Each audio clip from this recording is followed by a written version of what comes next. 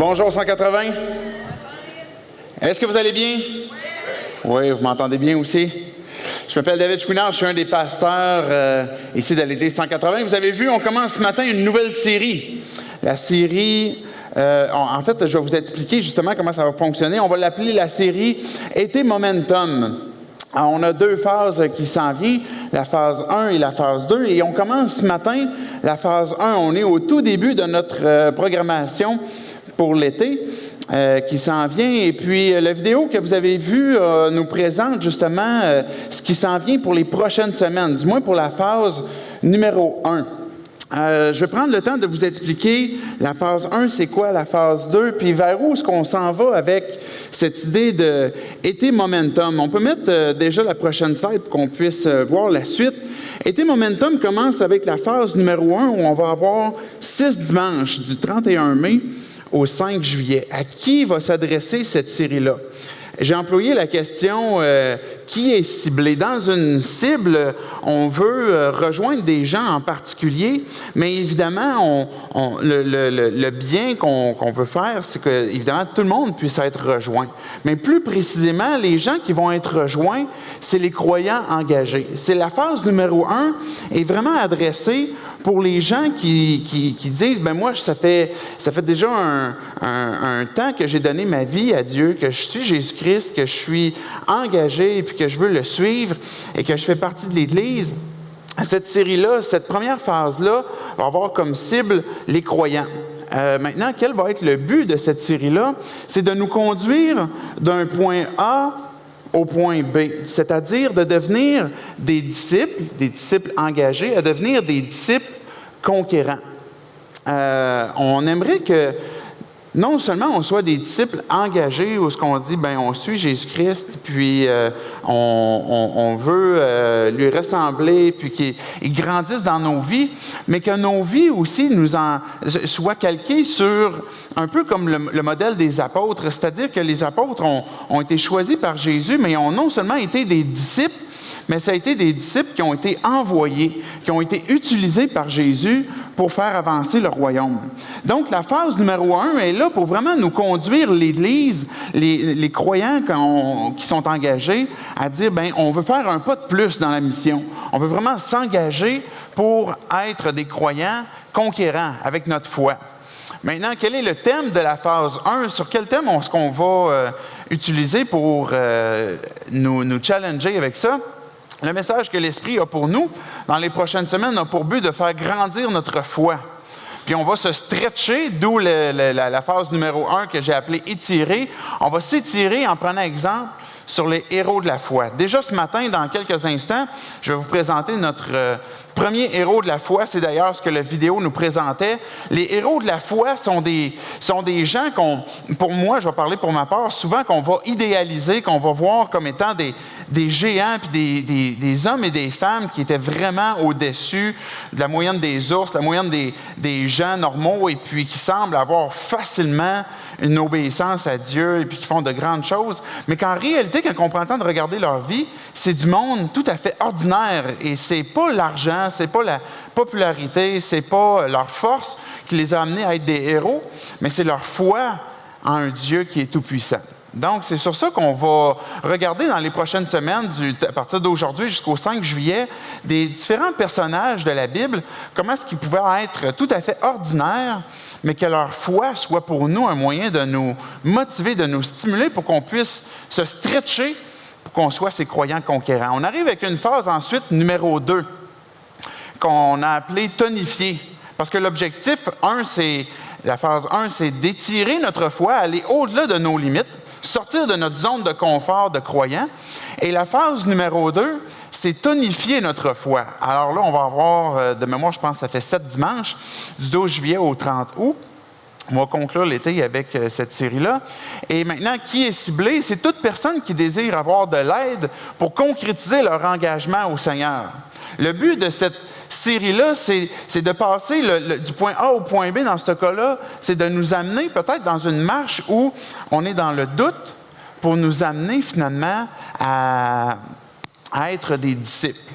Donc, ça rejoint tous les gens qui disent, ben moi, ça fait un certain temps là, que je connais le Seigneur, ou que j'entends parler de Jésus, que j'entends parler de Dieu, puis j'ai de la difficulté à emboîter le pas parce que j'ai soit des blessures, j'ai soit des choses qui m'empêchent d'avancer, j'ai des circonstances qui se sont produites dans ma vie qui m'ont amené à me refroidir de la Bible, de Dieu, de Jésus. Et puis là, j'ai besoin d'aide pour passer de cet état-là à devenir un disciple qui finalement va faire de Jésus-Christ non seulement un sauveur, mais un Seigneur aussi, qui devienne mon maître. Alors ça va être le but de la deuxième phase. Donc, le thème de cette phase-là, c'est le message que l'Esprit aura pour nous. Dans cette phase-là, ça va être dans le but de tonifier notre foi. On va se tonifier en dissipant les divers mythes qui nous empêchent d'avancer. Plusieurs mythes que l'on a, que ce soit, comme je disais tantôt, des blessures, certaines attentes qui n'ont pas été répondues, certains mensonges qui sont là, certaines circonstances qu'on ne comprend pas pourquoi ça s'est passé. Et il y a des mythes, il y a des choses comme ça que l'on a dans nos pensées qui nous emmènent à stagner, peut-être à reculer et tout d'un coup à devenir des croyants qui peut-être vont être un peu plus reculés parce qu'il y a des choses qu'on a besoin de comprendre pour redevenir finalement utile dans l'avancement du royaume. Donc ça va être à la phase 2. Et maintenant, pourquoi on a appelé ça « été momentum », pourquoi la phase 1 et la phase 2? J'ai écrit juste à côté de la question l'exemple de Jésus. Jésus, la façon qu'il exerçait son ministère, il l'exerçait de façon concentrique, mais en s'en allant vers l'extérieur. Jésus est venu pour rejoindre le monde, est venu pour que le monde soit sauvé, il n'est pas venu pour condamner le monde. Et quand il est venu, il a pris autour de lui, comme je disais tantôt, mettons 12 apôtres, 12 disciples, dans lesquels il s'est beaucoup investi, puis il a pris beaucoup de temps. On voit un peu plus tard qu'il y a d'autres disciples qui s'ajoutent à ça, 70 disciples, d'autres gens qui le suivent et puis qui disent « ben moi, Jésus, je veux te suivre ». Et on voit que Jésus a une influence aussi sur le monde. Mais de la façon que Jésus va faire, évidemment, on va voir dans les évangiles qu'il va passer beaucoup de temps à communiquer, à communiquer ses enseignements, ses instructions à ses apôtres. Pour qu'après ça, on arrive dans d'autres circonstances où il dit à ses apôtres, maintenant, vous, allez-y. Rejoignez les gens qui sont prêts, qui veulent me suivre, qui sont des disciples, puis investissez-vous aussi. Allez dans le monde pour rejoindre le monde. Et les disciples, quand on arrive, mettons, dans Luc, et puis Jésus envoie ses 70 disciples, il dit maintenant, allez dans les villes. Mais c'est la même chose où l'influence de Jésus sur les apôtres, que les apôtres ont de l'influence sur les disciples, puis que les disciples ont de l'influence sur le monde, c'est la façon que Jésus utilise pour rejoindre finalement le monde. On voit Jésus qui va enseigner la foule, qui va enseigner le monde, mais la façon qu'il va avoir délégué son influence, et puis son influence sur le monde, c'est en commençant premièrement avec, puis on va le transposer maintenant pour nous aujourd'hui, sur son Église.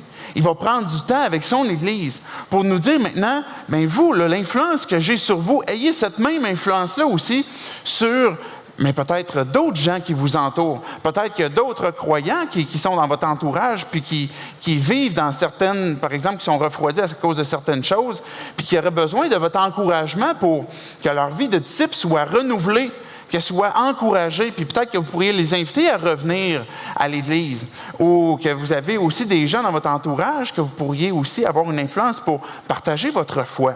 Donc, ces cercles-là concentriques emmènent les croyants engagés, comme tous les autres croyants, à nous amener finalement à dire, mais comment est-ce qu'on peut se mobiliser ensemble, l'Église de Jésus-Christ? Parce qu'aujourd'hui, Jésus, bien qu'il n'est pas sur terre d'une façon corporelle comme dans les évangiles, il est tous les jours avec nous jusqu'à la fin du monde que Jésus disait, et il se manifeste à travers son Église. Donc, c'est à nous maintenant que d'avoir cette influence que lui a sur nous pour l'avoir sur notre monde.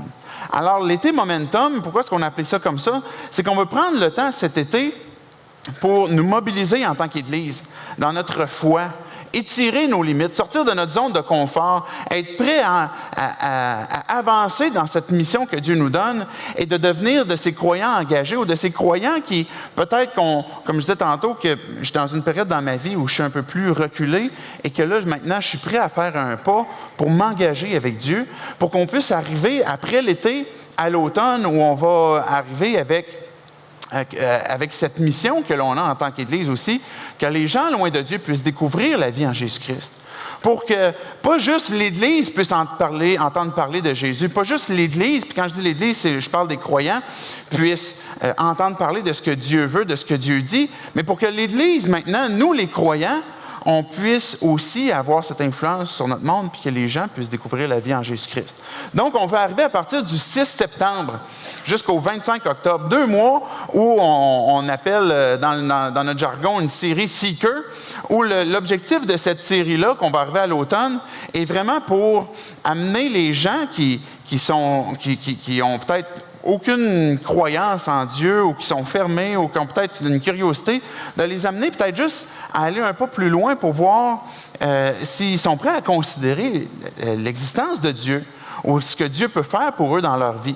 Donc, on va arriver à l'automne où ce n'est pas juste une série qui va être présentée, mais qu'en Église, on puisse arriver, tout le monde ensemble, qu'on puisse tout le monde mettre la main à la pâte et dire, bien, on veut que les gens que je pourrais inviter puissent venir puis entendre aussi ces discours qui vont être faits pour les gens qui n'ont pas la foi en Dieu présentement. Donc, cet été-là va nous servir pour nous préparer en Église à la mission pour arriver à l'automne pour être efficace. Et non seulement cet été pour nous préparer, mais déjà, et j'aime pas beaucoup l'aspect de garder ça uniquement intellectuel. Puis quand je parle de préparation, c'est de nous préparer vraiment à mettre les choses en pratique. Puis à déjà pratiquer, puis que déjà à l'automne, on soit prêt pour ce momentum et de voir Dieu agir aussi. De voir comment est-ce que Dieu veut t'utiliser. Comment est-ce que Dieu veut que tu sois son témoin et puis comment est-ce que Dieu, veut faire grandir son corps, qui est son Église.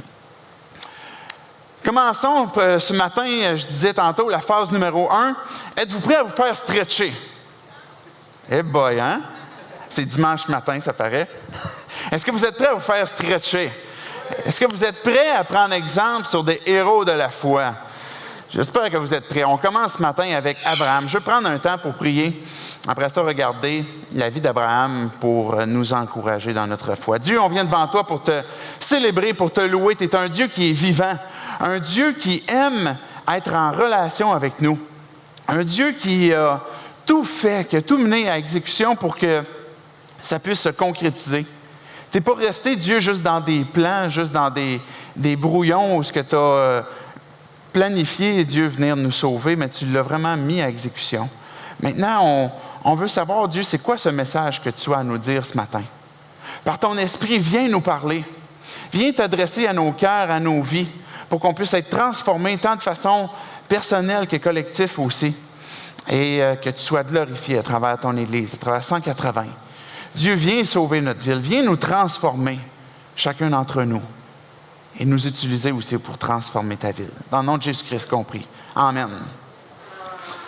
Abraham, moi, de la façon j'imagine Abraham, là, c'est un vieux monsieur, un vraiment très, très vieux monsieur, qui est hyper vertueux, qui me semble un petit peu comme, tu sais, un peu un didelot, là, partout où il va, il est comme tout le temps un peu éblouissant. Je l'imagine avec une barbe là, jusqu'aux genoux, là, vraiment hipster, là, vraiment, vraiment très assumé.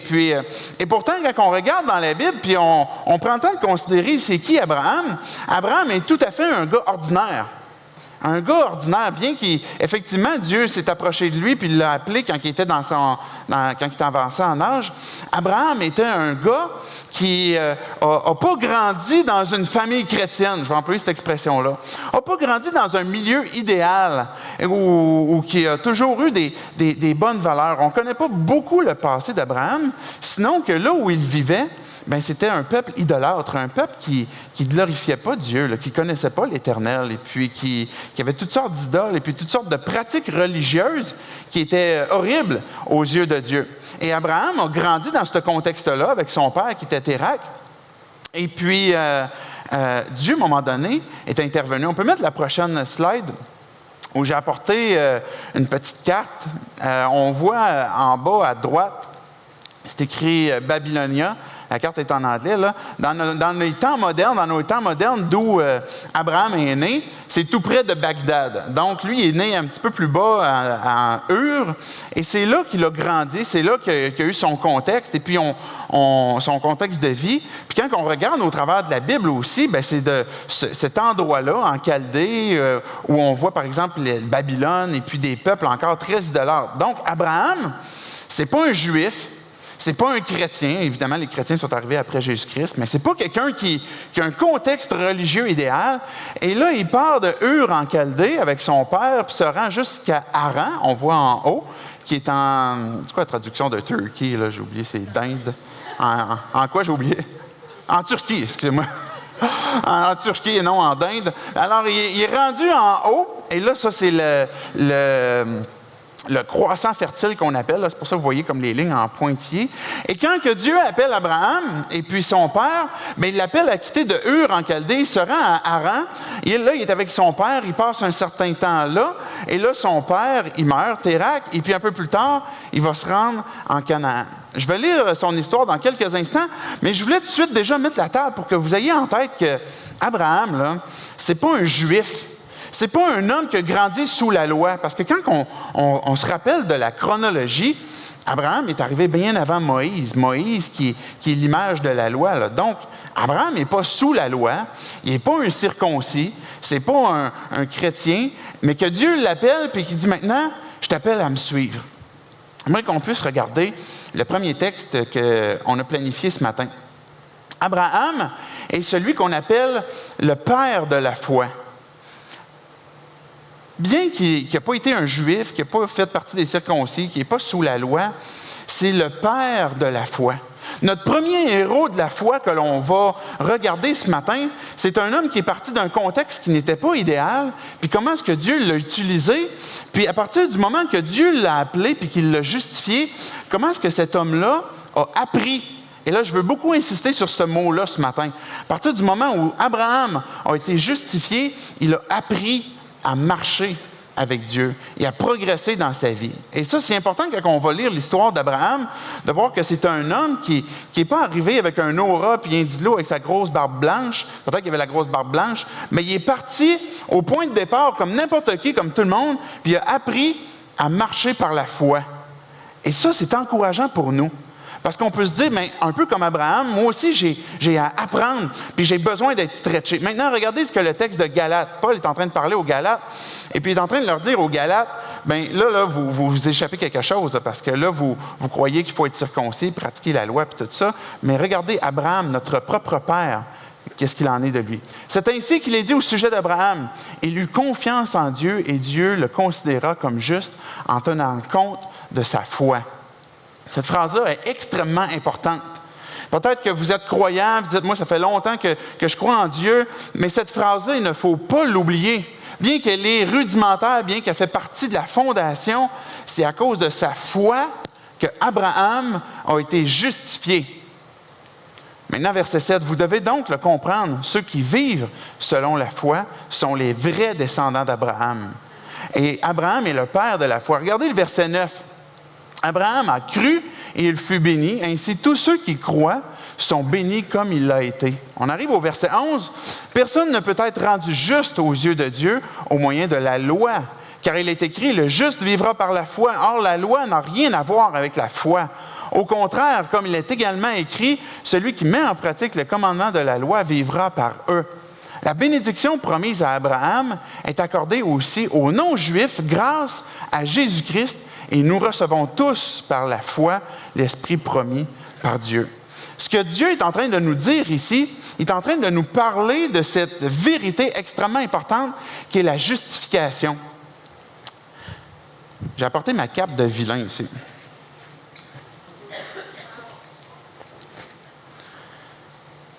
Ce que ça veut dire, c'est en fait une cape de Batman, on va dire que c'est une cape de vilain pour l'instant. Ce que Dieu est en train de dire, c'est que dans le fond, quand il nous a trouvés, quand que Dieu a appelé Abraham, Abraham n'était pas ce gars avec cette aura, avec sa barbe indique de l'eau, et puis un gars qui a grandi dans un contexte tellement idéal que Dieu s'est dit, hey, lui, il vaut la peine que je le choisisse. C'est pas ça du tout. Regardez la prochaine image que j'ai mise justement que je poursuis avec ma cape. Vous souvenez-vous de cette histoire-là du policier qui avait donné une paire de bottes à un itinérant? Il y a quelques années, il y a ce policier de New York qui, je ne connais pas toutes les ficelles de l'histoire, mais ça a fait les manchettes. Il y avait un itinérant dans la rue et puis c'était une période où il faisait froid, puis il était continuellement nu-pied. Puis il y a ce policier qui, à un moment donné, a eu à cœur de faire du bien à cet itinérant-là, puis il est allé acheter une paire de bas, puis il a acheté une paire de bottes, puis il est allé le porter à l'itinérant. Le policier a été pris sur le vif, positivement, à aller lui porter ça et puis à prendre soin de lui. Quand que Dieu s'approche de nous, c'est un peu la même chose. C'est comme si on est ces itinérants, on est ces gens qui ne méritent pas que Dieu nous appelle parce qu'on a la cape, pourquoi j'ai mis la cape de vilain? Elle représente le péché. Et je suis en train de perdre ma cape. Quand on a été justifié, le péché ne colle pas à nous. Et c'est ça le problème. Est-ce que vous comprenez cette vérité-là? C'est extrêmement important. Maintenant, la cape, ce qu'elle représente, c'est le péché. Le péché représente ce qu'elle engendre comme conséquence, c'est la condamnation, c'est l'esclavage, c'est la mort, c'est le manque de liberté. On est séparés de Dieu. Et ça, c'est quand que Dieu s'est approché de nous, on était itinérants avec notre cape de vilain, avec le péché. Et puis Dieu, il ne désire pas qu'on reste dans cet état-là. Il voit notre condition misérable, puis il dit, tu as besoin, non seulement, tu n'as pas juste besoin d'une paire de bottes, tu as besoin que ta condition complète change. Puis Dieu veut nous faire sortir de la rue complètement. Alors quand Jésus s'approche de nous, il arrive avec ce que lui a. Un vêtement blanc. Parce que Jésus, il n'a jamais péché. Il n'a jamais fait le mal. La loi qui révèle ce que Dieu veut et ce que Dieu ne veut pas, Jésus l'a toujours parfaitement accompli. Jésus n'a jamais péché. Jésus, devant les yeux de son Père, est parfait. Il n'a pas besoin de rien prouver. Quand le Père regarde le Fils, il voit en lui la perfection, il voit en lui la beauté. Et quand que le Fils arrive près de nous, c'est cet échange-là qu'il nous offre, qu'on appelle la justification. Ce que je peux pas faire, c'est dire, ben moi, là, ma cape, là, ce péché-là, et puis c'est ça que Paul est en train de dire, on peut reculer au texte en arrière, s'il te plaît, David. Ce que Paul est en train de dire, c'est, ben celui qui dit qu'il va vivre avec sa cape, puis la façon qu'il va traiter, c'est qu'il va se dire, ben moi, je vais faire tout ce que je peux pour la faire devenir blanche. Bien, il y a un problème, là. Malheur à lui, parce qu'il y a une malédiction qui demeure sur lui. Parce que, regardez le verset 11, personne ne peut être rendu juste aux yeux de Dieu au moyen de la loi, car il est écrit, le juste vivra par la foi. Retenez cette phrase-là, on y vient dans un instant. Or, la loi n'a rien à faire avec la foi. Au contraire, il est également écrit, regardez bien le mode opératoire de celui qui décide de vivre avec sa cape et de dire, moi, je vais avoir le dessus. Mais celui qui met en pratique les commandements de la loi vivra par eux. Il y a deux façons de vivre. Soit que je dis, bien maintenant, je reste avec cette cape-là, puis je vais faire mon possible pour obéir à la loi, puis la blanchir, puis la bleacher le plus que je peux. Ou sinon, j'accepte par la foi de dire, OK, je vais faire un échange avec Jésus-Christ et je vais lui donner ma cape pour prendre son vêtement. Et là, il y a réellement un échange où Jésus a pris le mal, où Jésus a pris le péché, puis il s'est rendu jusqu'à la croix. Il a même été maudit à la croix à cause du péché qu'il portait sur lui. Donc, la même façon que le Père voit notre péché sur nous, il a été vu ainsi sur Jésus. Et c'est pour ça que Jésus a payé le prix, la condamnation, et puis qu'il a porté ce péché. Puis maintenant, nous, en ayant pris ce vêtement, c'est ce qu'on appelle maintenant une nouvelle position que l'on a. Pas parce qu'on s'est rendu juste, mais parce que Dieu nous a déclarés justes. C'est une mini-théologie qu'il faut retenir et qui est extrêmement importante, ou que c'est pas à cause qu'on est devenu bon, c'est pas parce qu'on met les choses tellement intelligemment en ordre pour plaire à Dieu, c'est vraiment parce que Dieu nous a donné sa justice et puis qui nous a maintenant habillés de sa justice, puis qui là maintenant, il nous donne cette nouvelle position. Mais quand on a cette nouvelle position qu'on appelle être justifié, j'ai maintenant besoin d'apprendre à vivre dans cette position-là. Le juste vivra comment? Est-ce que vous l'aviez retenu, la phrase? Le juste vivra par la foi. Dites avec moi, le juste vivra par la foi. C'est bien, la prochaine fois, ça va être mieux. Le juste vit par la foi. Et je reviens sur ce mot extrêmement important ce matin. On a besoin d'apprendre que, étant justifié, ce vêtement blanc que Dieu donne symbolise la rédemption, la liberté, la nouvelle vie, la vie abondante en Jésus-Christ. Et c'est ça que Dieu t'a donné. Puis tantôt, je parlais du regard du Père sur Jésus. Mais ce vêtement que Dieu a placé sur toi, si tu es un enfant de Dieu, c'est le regard que Dieu a sur toi maintenant. Que tu es justifié, que tu es pardonné, que tu es sanctifié, que tu es transformé. Et cette position-là, elle est complète et parfaite. Essayez ça, dites ça avec moi. Complet et parfait. Yes. C'est complet et parfait. C'est pas, il n'y a rien à ajouter. Il n'y a rien qui manque. C'est une position qui est complète et parfaite. Maintenant, ce qu'on a à apprendre, c'est que maintenant, on a ce nouveau mode de vie. Ou dans cette nouvelle position qu'on est juste, pas parce qu'on est si intelligent et si bon, parce que Dieu nous a donné son vêtement. On va l'enlever parce qu'il fait chaud. Mais le juste vivra par la foi. Je vais juste vous faire une citation d'Hébreux 12. Là, on va arriver bientôt dans Hébreux 11. Mais quand on arrive dans Hébreux 12, on est dans le même thème de la foi. Ce que je veux qu'on retienne ce matin, c'est gardons les yeux sur Jésus. Le texte dit, regardons toujours Jésus. C'est lui qui fait naître la foi et qui la rend parfaite. Il a accepté de mourir sur une croix sans avoir honte. En effet, il voyait d'avance la joie qu'il allait recevoir et maintenant, il est assis à la droite de Dieu. Ce que le texte nous dit, c'est « Garde les yeux sur Jésus ». Maintenant que tu as été justifié, garde les yeux sur Jésus parce que c'est de cette façon-là que tu vas vivre par la foi. C'est de cette façon-là que, peu importe les circonstances que tu vas vivre, que tu vas apprendre à comment traverser les circonstances, comment traverser le temps, que tu vas devenir un croyant engagé à devenir un croyant conquérant. Parce que présentement, tu es peut-être dans un contexte de ta vie qui est rendu confortable. Tu es dans une zone de confort et on a besoin maintenant d'être étiré pour que notre foi soit croissante. Et pour ça, il faut toujours garder les yeux fixés sur Jésus. On a toutes sortes d'exemples d'apprentissage. Peut-être que vous avez l'été qui a commencé, puis vous dites, je veux me rendre maintenant au travail en vélo. Et là, vous partez votre première ride de vélo le lundi matin. Et puis là, finalement, vous réalisez que, il y avait plus de côtes que vous pensiez. Ça ne paraissait pas en auto. Mais en vélo, vous rendez un peu plus, vous en rendez compte. Et là, vous êtes étiré dans votre santé. Là, à un moment donné, vous montez la côte et puis là, vous respirez, vous transpirez. Puis c'est de plus en plus difficile. Vous arrivez au travail, vous êtes détrempé.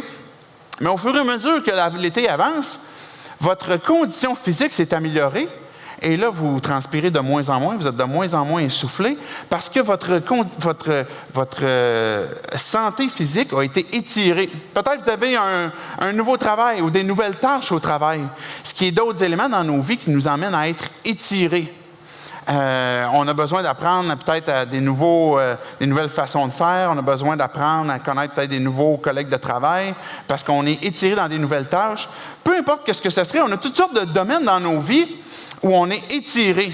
Et quand on est étiré, ça nous emmène certainement de l'inconfort, comme l'exemple du vélo qu'on parlait tantôt. Peut-être que vous êtes des nouveaux parents.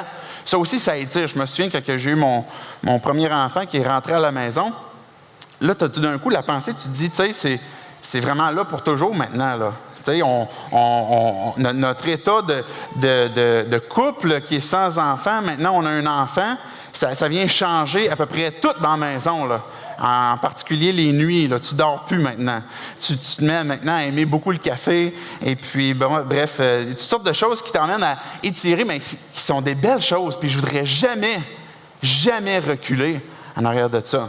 Mais ça m'a amené à être étiré. Maintenant, je fais le parallèle avec la foi. C'est la même chose. C'est une belle et bonne chose que notre foi soit étirée. Et notre foi, elle est étirée dans des côtes, nous aussi. Dieu nous emmène dans des circonstances où on a l'impression qu'au début, on transpire, puis on respire, puis on a de la misère à monter la côte. Mais au fur et à mesure, à travers ces circonstances-là, à travers des périodes de temps que Dieu nous fait attendre, bien que notre foi, maintenant, comment est-ce qu'elle grandit? Est-ce que je garde les yeux fixés sur Jésus? Est-ce que je garde les yeux fixés sur Dieu, sur les promesses que lui m'a données pour que je puisse passer à travers cette période-là où ce que lui est en train d'étirer ma foi, quelle que soit la circonstance? Abraham, il a dû apprendre à travers sa marche avec Dieu d'être étiré lui aussi. Hébreux 11, regardez dans les versets 8 à 19, je ne vais pas lire tous les versets 8 à 19, mais quelques-uns d'entre eux. On va voir à travers ça, ce texte-là, puis à travers la vie d'Abraham, différentes circonstances où il a dû apprendre à être étiré. Alors regardez, premier verset. Abraham a cru en Dieu. Alors il a répondu à son appel, il a obéi. Il est parti vers un pays que Dieu devait lui donner à posséder et il est parti sans savoir où il allait. Abraham a cru en Dieu, alors il est allé habiter comme un étranger dans le pays promis par Dieu. Il a habité sous des tentes. Verset 10, Abraham attendait la ville qui a des fondements solides et c'est Dieu qui a fait les plans de cette ville. C'est lui qui l'a construite.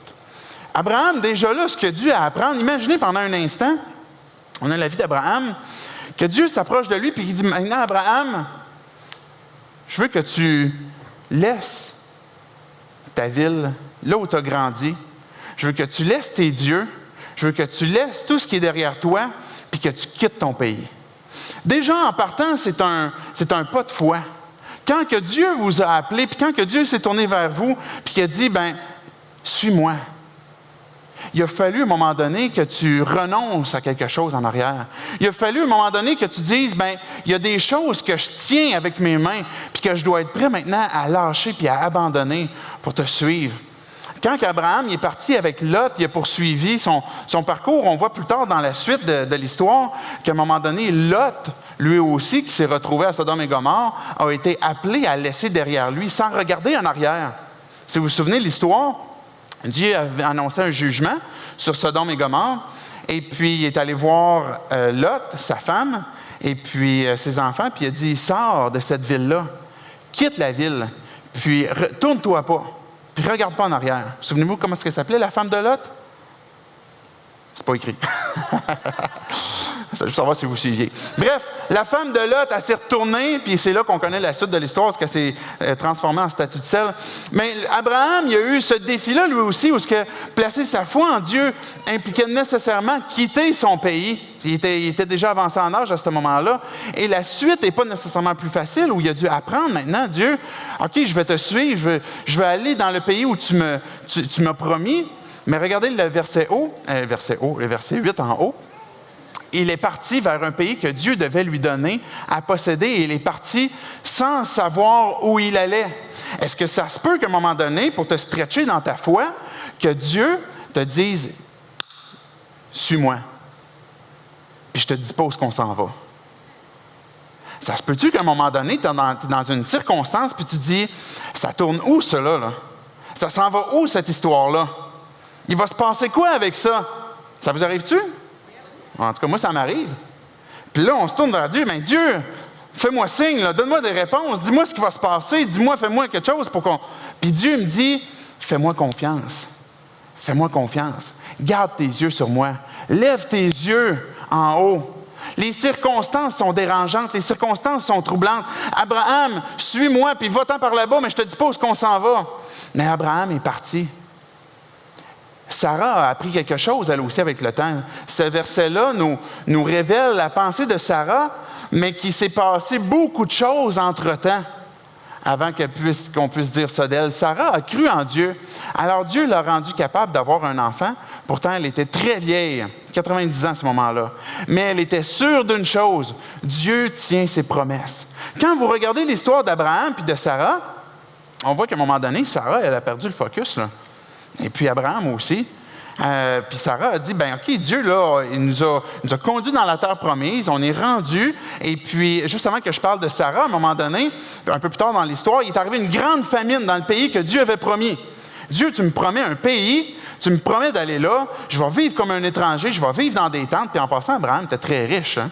Fait qu'il s'en va dans un pays pour vivre en étranger, puis là, il arrive une famine, une solide, que la Bible a dit. Il est obligé de partir puis il s'en va en Égypte. Mais savez-vous, c'était quoi la préoccupation de Moïse à ce moment-là? De Moïse. D'Abraham?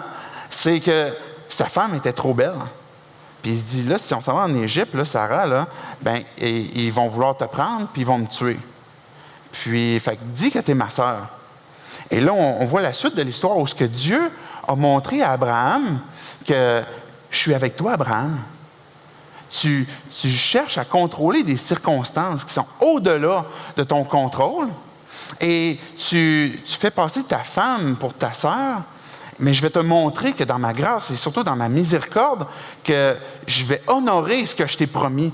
Pas parce que tu le mérites, pas parce que tu es si bon que ça à te dépouiller de ta robe noire, mais parce que tu as été justifié à cause de ta foi que tu as placée en moi. Puis je vais te montrer ma fidélité. Je vais te montrer comment est-ce que moi je suis fidèle avec ce que je t'ai montré, puis ce que je t'ai averti, puis ce que je t'ai promis.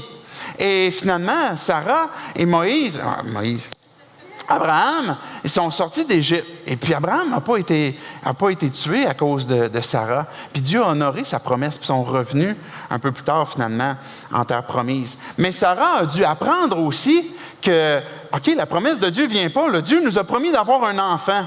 Puis là, je suis rendu vieille, et puis la promesse de Dieu, ça ne se fait pas. Ça fait 10 ans qu'on est en terre promise. Abraham va vers ma servante, Agar, puis fais-lui un enfant, puis ça sera la façon que Dieu va honorer sa promesse. Ça ne marche pas. C'est pas ça la foi. C'était pas ça la foi. Et nous, tout ce qu'on peut, c'est pas de tirer des roches à Sarah et à Abraham, mais c'est de voir comment est-ce que Dieu est fidèle, comment est-ce que Dieu est intervenu.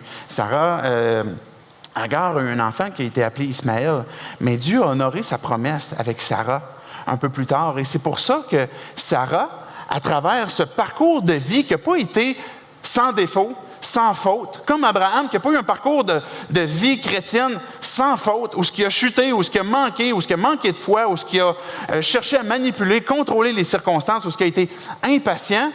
Et puis, on arrive un peu plus tard dans la vie de Sarah, puis elle dit, elle était sûre d'une chose, Dieu tient ses promesses. Souvenez-vous de ça. Lève les yeux vers Dieu. Regarde toujours à Jésus et sois sûr d'une chose, que Dieu tient toujours ses promesses. Dites-le avec moi. Dieu tient toujours ses promesses. Dites-le fort. Dieu tient toujours ses promesses. Il ne manquera jamais. Des fois, on est pris à attendre. Des fois, on est dans des circonstances difficiles où on ne comprend pas. Puis Dieu ne t'a pas oublié. Dieu ne t'a pas trompé. Dieu est peut-être en train d'étirer ta foi. Puis qui te dit, souviens-toi de ce que j'ai fait pour toi. Souviens-toi de ta position. Pas parce que tu le mérites, mais parce que je te l'ai donné. Puis lève tes yeux vers moi. J'ai mis des marches ici juste pour illustrer cette position qu'on revient pour dire, Dieu, c'est à toi que je regarde. Quand je suis... Vas-tu tenir ça? Bon, si je meurs ce matin, je vous ai toujours aimé. Regardez le verset, à partir du verset 17.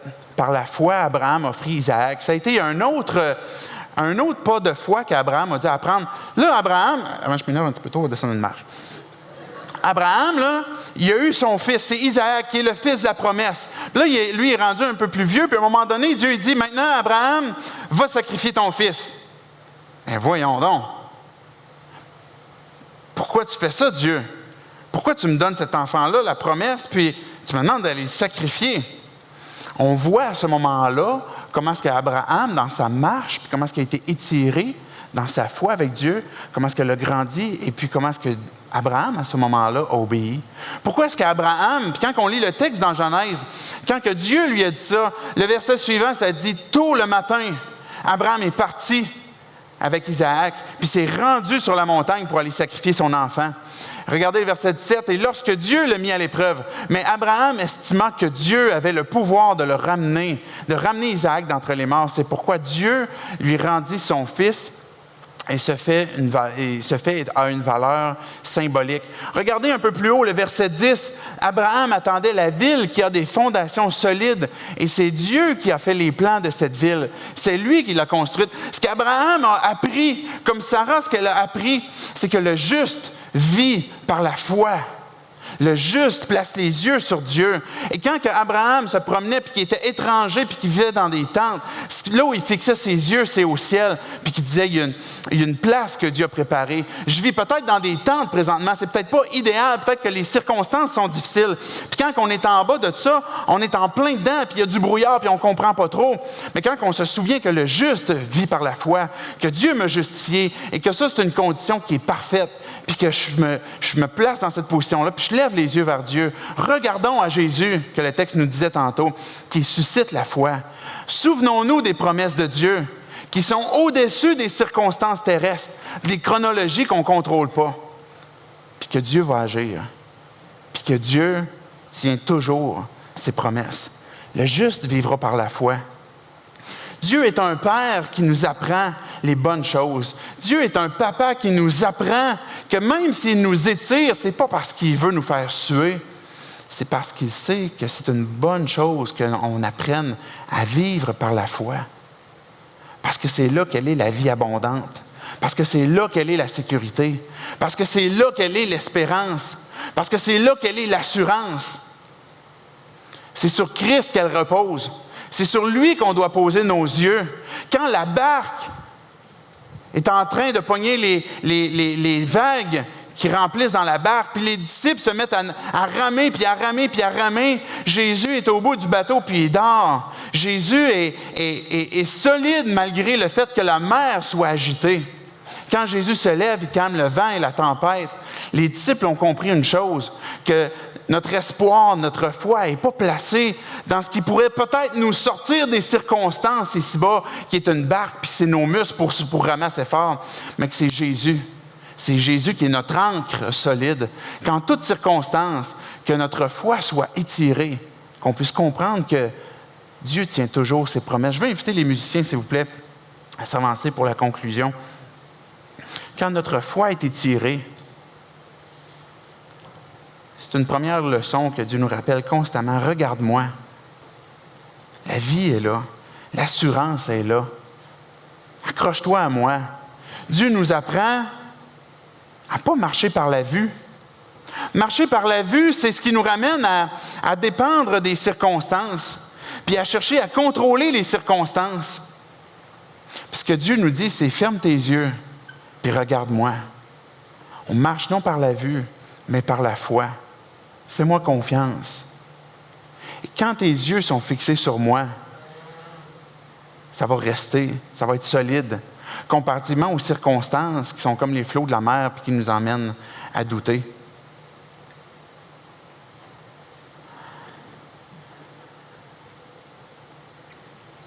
J'aimerais qu'on puisse, en conclusion, réfléchir pour nos propres vies, pour notre propre foi. Comment l'exemple d'Abraham peut nous encourager, peut nous donner le défi d'aller au-delà de ce que l'on est présentement? Qu'est-ce que j'ai à apprendre ce matin? Quel apprentissage que j'ai besoin de faire? Est-ce que je suis dans une zone de confort présentement où le prochain step, j'ose pas le faire?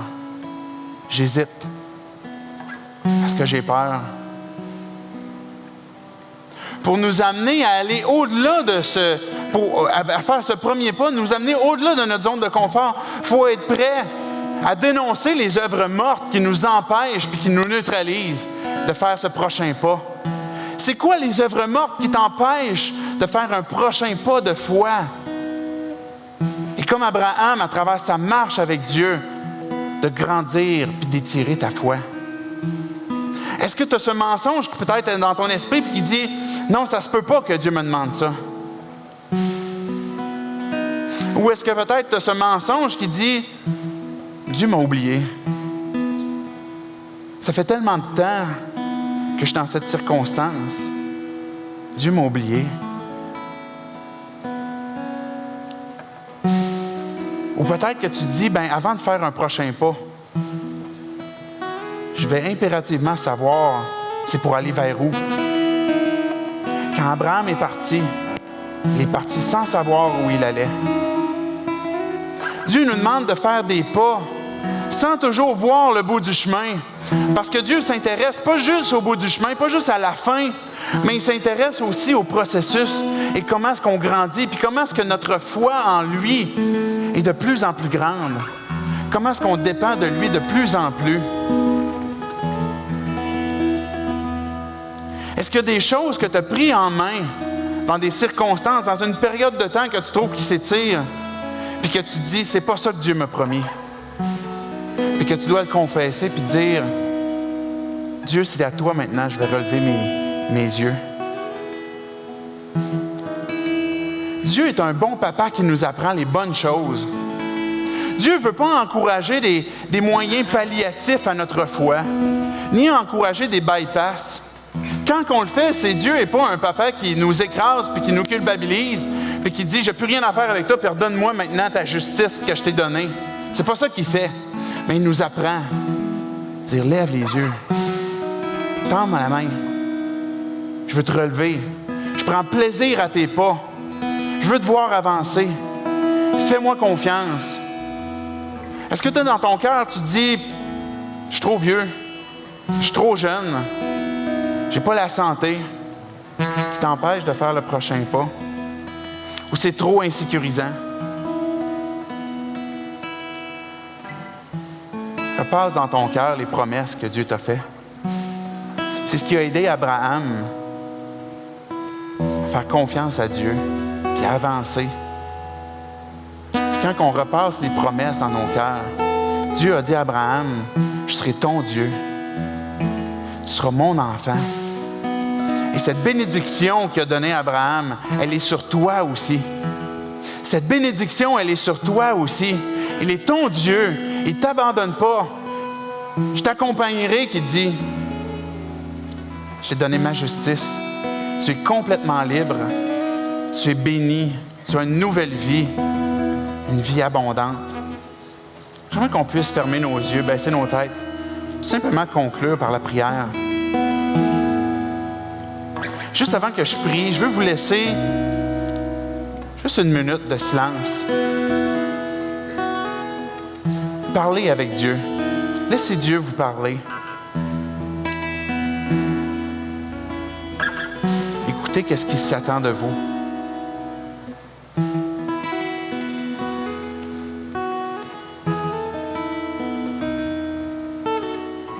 Quelle vérité Dieu est en train de te rappeler présentement?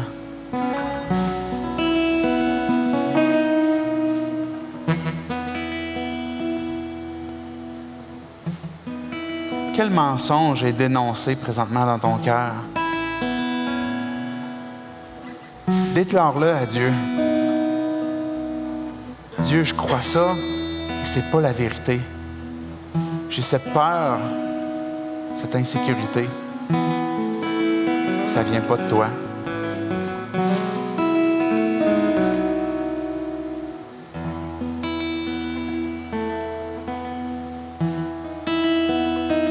Dieu, ta vérité nous affranchit. Tu es un Dieu qui ne nous abandonne jamais. Et tu nous apprends à vivre par la foi. Merci, Père, d'être ce papa qui manque en rien et qui nous emmène même à nous étirer dans notre confiance en toi. Même si des fois, ça nous fait transpirer. Dieu, c'est là qu'on trouve le réconfort, l'assurance, la joie, la vie abondante. Une certitude que peu importe ce qui se passe sur la terre, que même si on est étranger, que même si on souffre, la promesse que tu nous as faite, c'est que tu ne nous abandonneras jamais, que tu es notre Dieu, qu'on est tes enfants. Nous aussi, Père, on attend cette cité céleste que tu as préparée. C'est vers toi qu'on lève les yeux, Jésus, celui qui fait grandir notre foi, parce que notre foi vient de ce qu'on entend, et ce qu'on entend vient de la parole, de ta parole, Jésus. Maintenant, Dieu, on s'engage avec toi dans ce que tu as parlé à nos cœurs ce matin, chacun d'entre nous, à faire ce prochain pas, à dire on t'obéit par la foi. à cause de la confiance qu'on a en toi. Dieu, on a hâte de voir comment tu vas agir et de voir les grandes choses que tu vas faire dans nos vies et par nos vies. Par ton puissant nom, Seigneur Jésus. Amen.